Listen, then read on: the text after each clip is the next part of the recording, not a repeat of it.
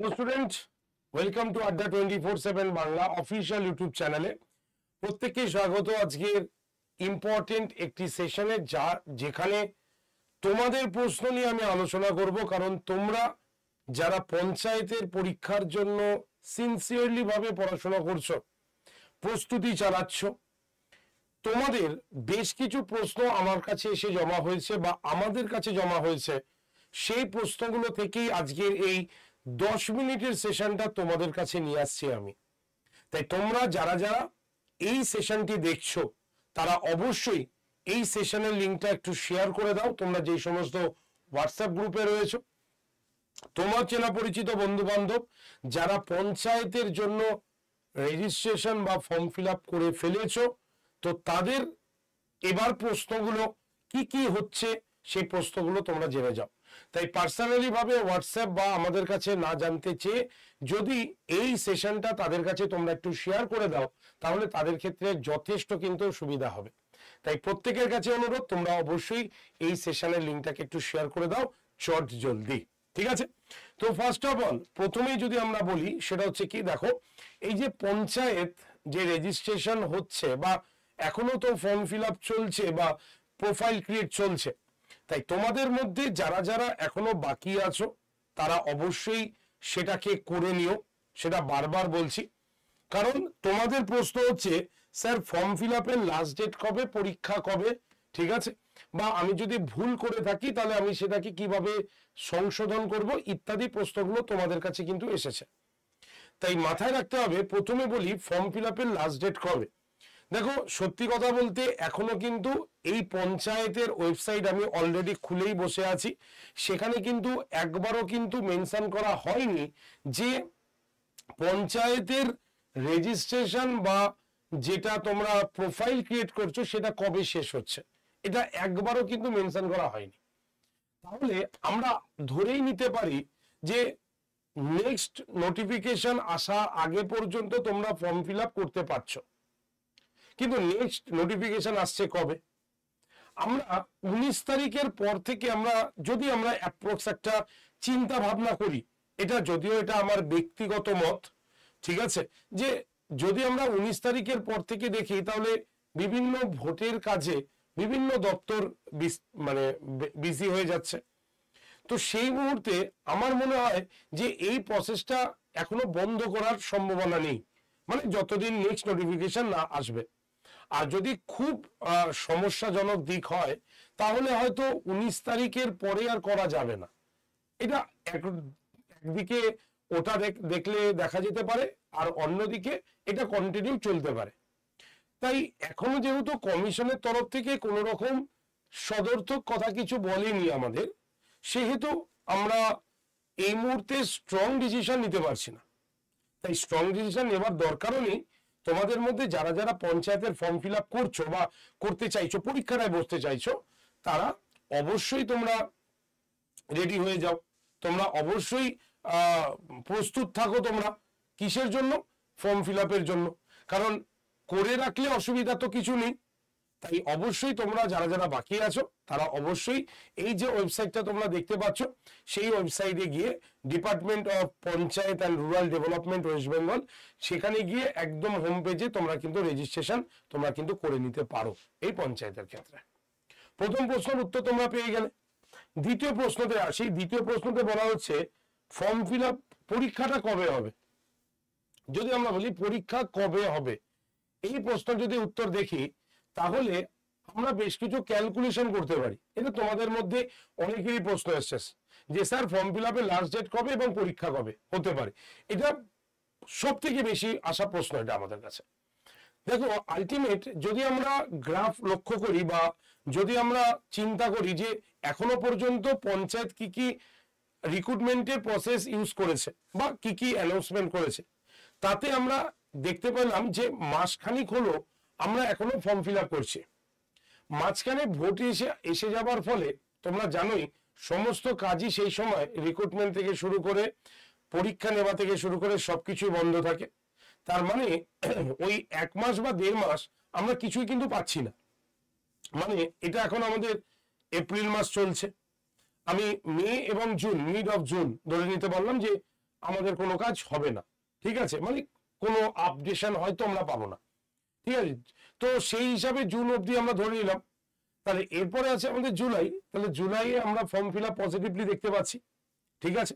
এবং পরীক্ষা মোটামুটি পুজোর আগে নেবার সম্ভাবনা কিন্তু একটা আছে, মানে ওই সেপ্টেম্বরের দিকটা আমরা টার্গেট নিতে পারি, যদিও এই যে কথাগুলো বলছি সম্পূর্ণ অ্যাজাম্পশনের ভিত্তিতে, ঠিক আছে। অর্থাৎ তোমরা যদি লক্ষ্য করো তাহলে দেখবে ফর্ম ফিল আপের হিসেব মতো 1 মাস পরেই কিন্তু আমাদের পরীক্ষা নেওয়া উচিত। তাহলে আমরা সেপ্টেম্বর দেখতে পারি, কারণ এরপরে অক্টোবর রয়েছে পুজো আমাদের, ঠিক আছে, তারপরে নভেম্বর ডিসেম্বর। তো 9 সেপ্টেম্বর 9 পুজোর পরে হবার সম্ভাবনা কিন্তু এখানে রয়েছে, যদি প্রসিকিউটর ঠিকঠাক ভাবে মানে ফলো করে বা প্রসিকিউটর যদি ঠিকঠাক ভাবে এগোয়, তাহলে আমরা এই সময়কালে পরীক্ষা কিন্তু ধরে রাখতেই পারি, ঠিক আছে। এবং সেই অনুসারে আমাদের কিন্তু প্রস্তুতি নিতে হবে। এবার আসি 3 নম্বর প্রশ্নতে। 3 নম্বর প্রশ্ন হচ্ছে, স্যার আমি রেজিস্ট্রেশন করতে গিয়ে ভুল করে ফেলেছি। কোথায় ভুল করেছি? স্পেশালি অনেকে ভুল করেছে হলো নাম আর মিডিল নামটাতে, কারণ অনেকের মিডিল নেম নেই, কিন্তু সেই মিডিল নেমের জায়গায় সে এনএ করে দিয়েছে, এনএ। তাহলে কি হলো, এনএ মানে নো করে দিতে পারে অনেকে, কিন্তু আমি সবাইকে বলেছি মিডিল নেম যদি না থাকে তাহলে কিচ্ছু লেখা দরকার নেই, ওই জায়গাটা ব্ল্যাঙ্কসই রাখো। তাহলে নাম মিডিল নেমের জায়গায় না থাকলে মিডিল নেম ব্ল্যাক, আর তারপরে লাস্ট নেমটা তোমরা লিখে দিতে পারো, মানে যেটা তোমার টাইটেল বলো। তাহলে পঞ্চায়েতে রেজিস্ট্রেশন করতে যারা ভুল করেছো এবং যারা খামোখা চিন্তা ভাবনা করছো, মনটা ভেঙে গেছে যে এতদিন পর পঞ্চায়েতে রিক্রুটমেন্ট বেরোলো আর আমি ঠিকঠাক ফিল আপ করতে পারলাম না, তাহলে হয়তো আমি পরীক্ষাটা আমার ভেস্তে গেল, তাদের উদ্দেশ্যে বলছি এরকম ভুলভাল ডিসিশন কিছু নিও না, চিন্তা করো না এগুলো। কারণ দেখবে ফাইনাল যখন রেজিস্ট্রেশন বা ফর্ম ফিল আপ হতে যাবে, তখন হয়তো তোমাদের কিছু এডিট অপশন দিতে পারে, এবং এটাই দেওয়া উচিত বা স্বাভাবিক ব্যাপার। কারণ তোমার মতো অনেক ক্যান্ডিডেটই কিন্তু রয়েছে যারা এই জায়গাগুলোকে একটুখানি মিস্টেক করে ফেলেছে। তাই অযথা ভুলভাল চিন্তা করে নিজের প্রস্তুতি থেকে নিজে সরে যাও না, কারণ এই পরীক্ষায় কিন্তু এই 6652টি পোস্টের জন্য কি হারে যে কম্পিটিশন হবে সেটা কিন্তু তোমরা নিজেও অনুধাবন করতে পারছো, আন্দাজ করতে পারছো। তাই অবশ্যই ওই সমস্ত ভুলভাল চিন্তা না করে আমার মনে হয় তোমাদের সেই পথে চিন্তা করা উচিত যেটার দ্বারা তোমরা কি করতে পারো, যেটার দ্বারা তোমরা বলতে পারো যে মানে পরে তোমরা প্রিপারেশন নিয়ে যাতে কোনো রকম খামোখা কোনো সমস্যা না হয়, সেটার জন্য তোমরা কিন্তু অবশ্যই এখন থেকে প্রিপারেশন নিতে পারো এই ভুলভাল চিন্তা ভাবনা বাদ দিয়ে। তাই যখন ফাইনাল ফর্ম সাবমিশন হবে, কারণ এখনো তোমরা ডিস্ট্রিক্ট চুজ করোনি, এখনো তোমরা পোস্ট চুজ করোনি, তাহলে অবশ্যই তাহলে সেই ক্ষেত্রে আরো একটা স্টেপ আমাদের বাকি আছে, এবং সেই স্টেপে গিয়ে আমরা কিন্তু এডিট অপশন আশা করি পেয়ে যাব। তাই তখনকার সময় আমরা তখন দেখে নেব। এই হচ্ছে আমাদের 3 নম্বর প্রশ্ন। 4 নম্বর প্রশ্ন তোমরাই করেছো, স্যার একজন কি একাধিক পোস্টের জন্য ফিল আপ করতে পারে? দেখো, যদি আমি হিসাব দেখি বা যে সার্কুলারটা দেখতে পাচ্ছি আমরা, যে যতগুলো শূন্য পদ রয়েছে সেখানকার যদি সার্কুলার আমরা দেখতে পাই, তাহলে আমরা দেখব যে অবশ্যই একজন ক্যান্ডিডেট কিন্তু হিসেব করলে সে যদি তার যোগ্যতা থাকে এবং তার যদি প্রত্যেকটা মানে যে ডিস্ট্রিক্ট সে চুজ করছে সেখানে তার পদ থাকে, তাহলে অবশ্যই একটা ক্যান্ডিডেট কিন্তু একাধিক পদের জন্য অ্যাপ্লাই করতেই পারবে, ঠিক আছে, এটা কিন্তু অবশ্যই আমরা বলতে পারি।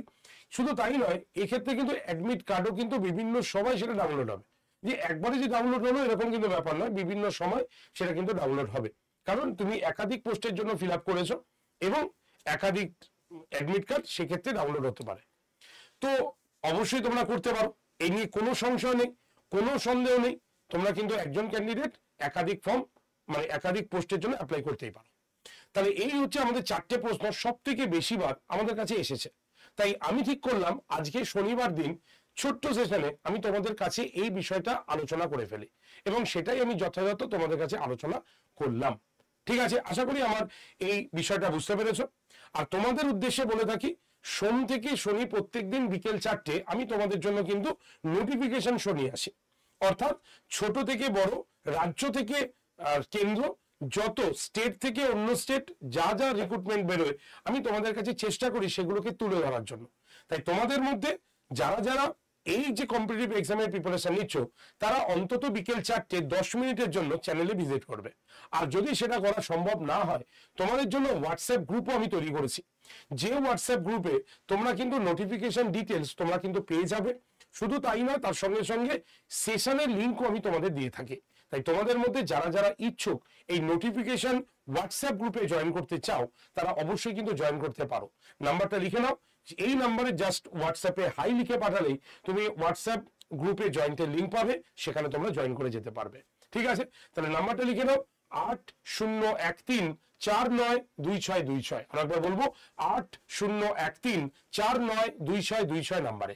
তো আজকে এইটুক পর্যন্তই থাকছে। তোমাদের মধ্যে যারা এই চ্যানেলটাকে এখনো সাবস্ক্রাইব করনি, তাদের উদ্দেশ্যে বলছি, নতুন নোটিফিকেশনের জন্য চ্যানেলটাকে আগে সাবস্ক্রাইব করো। সাবস্ক্রাইব করতে কোনো পয়সা লাগে না, বরং সাবস্ক্রাইব করা থাকলে তুমি কিন্তু নতুন ভিডিওর মানে নোটিফিকেশন তুমি কিন্তু পেয়ে যাবে তোমার গ্রুপে। ঠিক আছে, তো চলো লেটস স্টার্ট, শেষ করি। তোমরা অবশ্যই প্রিপারেশন নাও।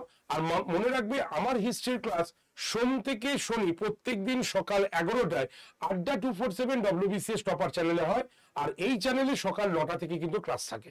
তাই তোমরা ইচ্ছা করলে অবশ্যই ফ্রি ক্লাসে জয়েন করতে পারো কিন্তু। Thank you very much, best of luck. এই যে কথাগুলো বললাম, এই কথাগুলো ভালো করে ফলো করে চলো আমার মনে হয়, এবং শেয়ার করে দাও। আমার মনে হয় তোমাদের কারো কোনো আজকের এই সেশন থেকে 4টে প্রশ্ন নিয়ে কোনো অসুবিধা থাকলো না। ঠিক আছে, তো ভালো থেকো, দেখা হচ্ছে নেক্সট নোটিফিকেশন শোতে। Thank you very much.